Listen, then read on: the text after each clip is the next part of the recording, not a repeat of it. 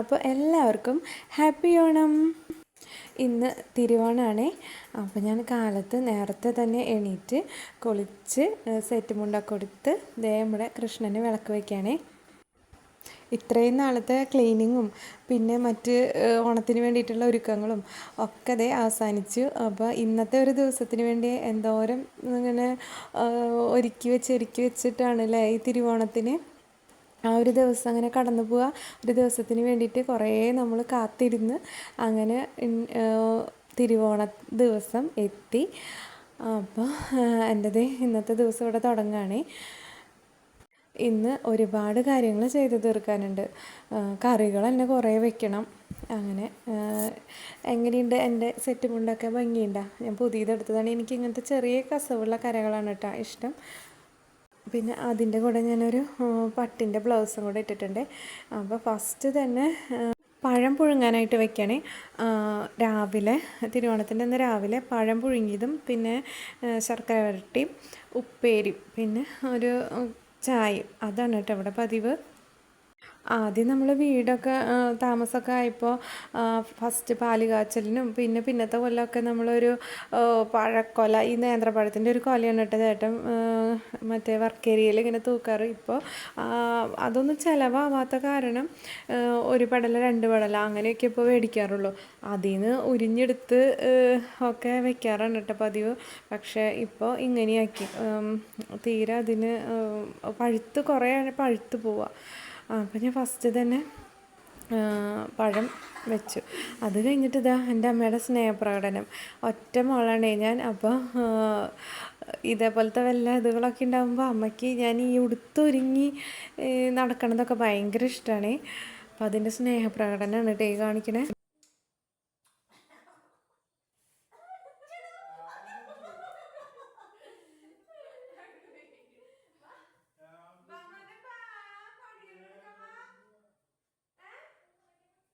എൻ്റെ മമ്മി രാവിലെ തന്നെ എണീറ്റ് നേരത്തെ 4 മണിക്ക് അങ്ങോട്ട് എണീറ്റു എന്ന് തോന്നുന്നു. അപ്പം തന്നെ പായസം വെച്ചിട്ടാ. അരിപ്പായസമായിരുന്നേ. അവിടെ മുത്തിയമ്മയ്ക്ക് പാലുകൊണ്ടുള്ളതൊന്നും ഇഷ്ടമല്ല. അപ്പോൾ അമ്മ അരിപ്പായസമാണ് വെക്കാറ്. ഞങ്ങൾ പാലട വെക്കാമെന്ന് വിചാരിച്ചേ. ഞാൻ പാൽപ്പായസം അങ്ങനെ പായസമായിട്ടൊന്നും വെക്കണില്ല എന്ന് വിചാരിച്ചു. പക്ഷെ പെട്ടെന്ന് ചേട്ടൻ വരേണ്ടി വന്നു. അപ്പോൾ പായസമൊന്നും ഇല്ലാണ്ട് പറ്റില്ലല്ലോ. ചേട്ടനാണെന്ന് വെച്ചെങ്കിൽ പായസം നന്നായി വെക്കാനും അറിയാം. പായസം ഭയങ്കര ഇഷ്ടമാണ്. 2 ദിവസത്തേക്ക് ഈ തിരുവോണത്തിന് വന്നിട്ട് പായസം കഴിക്കാണ്ട് എങ്ങനെ പോവാമെന്ന് വിചാരിച്ചിട്ട് അങ്ങനെ വെക്കാമെന്ന് വിചാരിച്ചതാണ്. ആദ്യം തന്നെ ഈ പഴം വേവിക്കാൻ വെച്ചിട്ട് പിന്നെ ഞാൻ സാമ്പാറിന് വറക്കുക. സാമ്പാറിന് വറുത്ത് വെച്ച് കഴിഞ്ഞാൽ കുറേ പണികൾ ഒതുങ്ങിയ പോലെയാണ് കേട്ടോ എനിക്ക് തോന്നുന്നത്. സാമ്പാറിന് വറക്കണം. ഞാൻ വെക്കാൻ ഉദ്ദേശിക്കുന്നത് സാമ്പാർ, മോരുകറി, പിന്നെ അവിയൽ, കാബേജ് തോരനും, പിന്നെ ചെറുനാരങ്ങ അച്ചാർ വാങ്ങിച്ചതുണ്ട്. ഞാൻ ഇട്ടതല്ല. ചെറുനാരങ്ങ അച്ചാറുണ്ട്, പുളിഞ്ചി ഉണ്ട്. പിന്നെ അവിടെ നിന്ന് അമ്മ കറികളൊക്കെ തരും. ഇവിടെ വെക്കാത്ത കറികളാണ് അവിടെ വെക്കുക. അപ്പോൾ അങ്ങോട്ടും ഇങ്ങോട്ടും എക്സ്ചേഞ്ച് ചെയ്യാമല്ലോ. അവർ സാമ്പാറൊന്നും വെക്കണില്ല. അതിന് പകരം മോരിൻ്റെ മധുരക്കറി, പിന്നെ കൂട്ടുകറി, തക്കാളിക്കറി, പിന്നെ അങ്ങനെ പിന്നെ എന്തായിരുന്നു അതന്നെ അതാണ് അവർ വെക്കണേ. അപ്പോൾ അങ്ങോട്ടും ഇങ്ങോട്ടും എക്സ്ചേഞ്ച് ചെയ്യുമ്പോൾ കുറച്ചധികം കറികളാവുമല്ലോ. ഈ ഒരു ദിവസത്തിൽ ഞാൻ ഇങ്ങനെ അധികം കറികളൊന്നും വെക്കാൻ വിചാരിച്ചിട്ടുണ്ടായിരുന്നില്ല കേട്ടോ. ഒരു സാമ്പാർ, ഒരു ഉപ്പേരിയായിട്ട് അങ്ങനെ എന്തെങ്കിലും വെക്കാം. പക്ഷേ ചേട്ടൻ വന്ന കാരണം ഞങ്ങൾക്ക് എല്ലാവർക്കും നല്ല സന്തോഷമായി. അപ്പോൾ ഞാൻ എന്തായാലും ചേട്ടൻ വന്നതല്ലേ, പ്രതീക്ഷിക്കാണ്ട് വന്നതല്ലേ, അപ്പോൾ അങ്ങനെ സാമ്പാറും മോരുകറി അങ്ങനത്തെ കറികളൊക്കെ ഞാൻ വെക്കാമെന്ന് വിചാരിച്ചു.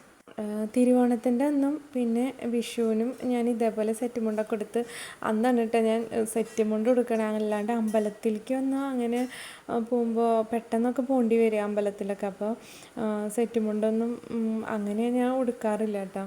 പിന്നെ വല്ല റീലൊക്കെ പിടിക്കുന്ന സമയത്ത് അപ്പോൾ എന്തായാലും സെറ്റ് മുണ്ടൊക്കെ കൊടുക്കും. അപ്പം ഈ തിരുവോണത്തിനും വിഷുവിൻ്റെ അന്നും ഞാൻ മുടക്കാറില്ല സെറ്റ് മുണ്ട് കൊടുക്കലേ.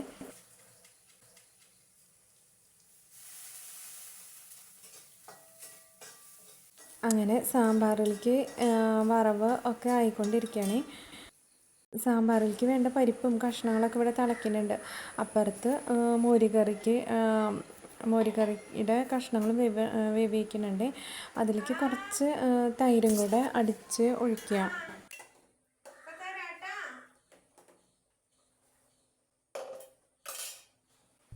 ഇത് മാത്രം കുറച്ച് മുമ്പ് വെച്ച് വെച്ചിട്ട് പിന്നെ അവിയലും കാബേജും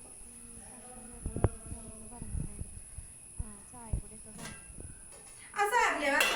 ഫാനിൻ്റെ ചോട്ടിലിരുന്നാൽ മതി.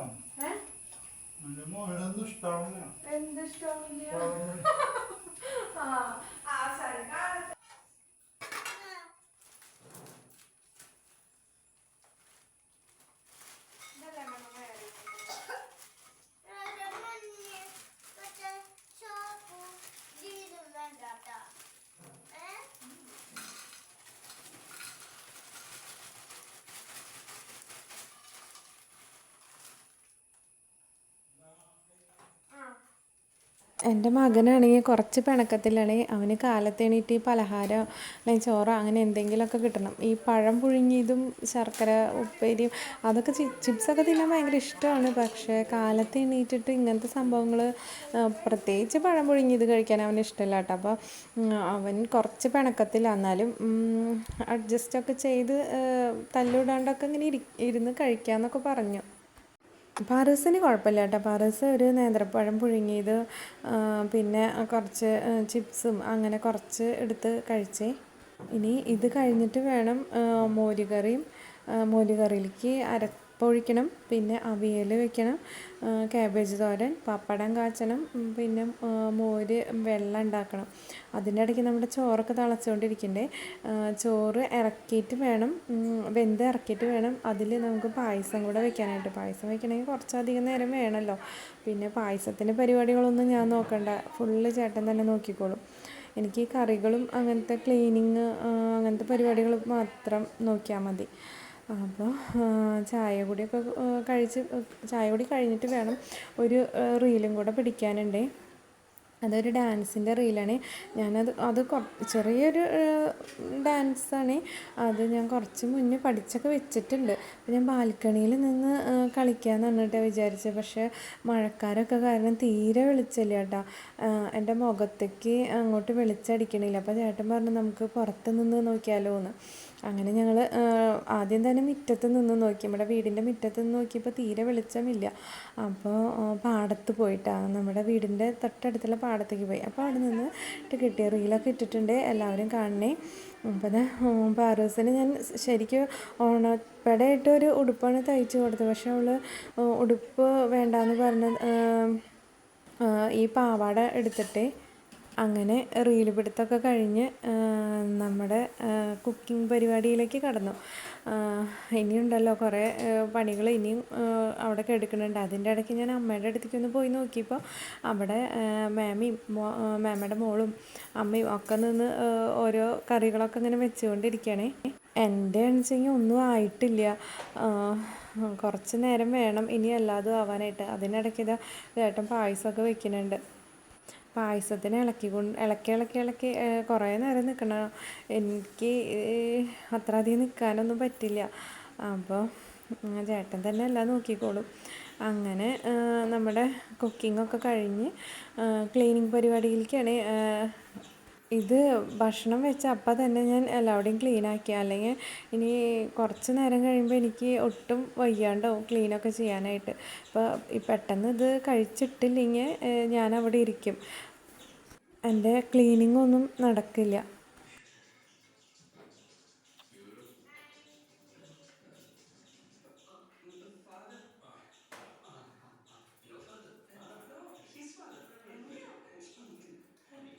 ചോറ്, കാബേജ് തോരൻ, അവിയൽ, പിന്നെ മോരും വെള്ളം, കൂട്ടുകറി, പിന്നെ മോരുകറി, മധുരക്കറി, തക്കാളിക്കറി, പുളിഞ്ചി, പിന്നെ എൻ്റെ പായസത്തിൽ വിരൽ തൊട്ട് ഇങ്ങനെ നക്കി നിൽക്കണേ. അപ്പോൾ എൻ്റെ കയ്യിൽ ചീത്തയൊക്കെ കേട്ടിട്ട് അങ്ങനെ വിരലൊന്നും ഇടാൻ പാടില്ല എന്നൊക്കെ പറഞ്ഞിട്ട് അപ്പോൾ സൂപ്പറായിട്ടുണ്ട് എന്നൊക്കെ പറഞ്ഞ് ഞങ്ങൾ ഭക്ഷണം കഴിക്കാനായിട്ട് പോവാണ്. ഇപ്പം തന്നെ ഏകദേശം ഒരു 1 മണിയൊക്കെ ആയിട്ടുണ്ട് കേട്ടോ. ഇവർ ചിപ്സൊക്കെ കഴിച്ചിട്ട് ഇവർക്ക് വിശക്കണമൊന്നുമില്ല, എന്നാലും ഞാൻ പിടിച്ച് ഇരുത്തി. അങ്ങനെ ഞാൻ പാറൂസിന് ചോറ് വിളമ്പി കൊടുക്കട്ടെ. അപ്പം ഞാൻ അവൾക്ക് ഓരോ കറികൾ ഇങ്ങനെ പറഞ്ഞു കൊടുക്കുക. ഇത് മോര് കറി, പിന്നെ അവിയൽ, സാമ്പാർ, കേബേജ്, അങ്ങനെ ഓരോ കറിയുടെ പേരും പറഞ്ഞിട്ടാണ് കേട്ടോ ഞാൻ അവൾക്ക് വിളമ്പി കൊടുക്കണേ.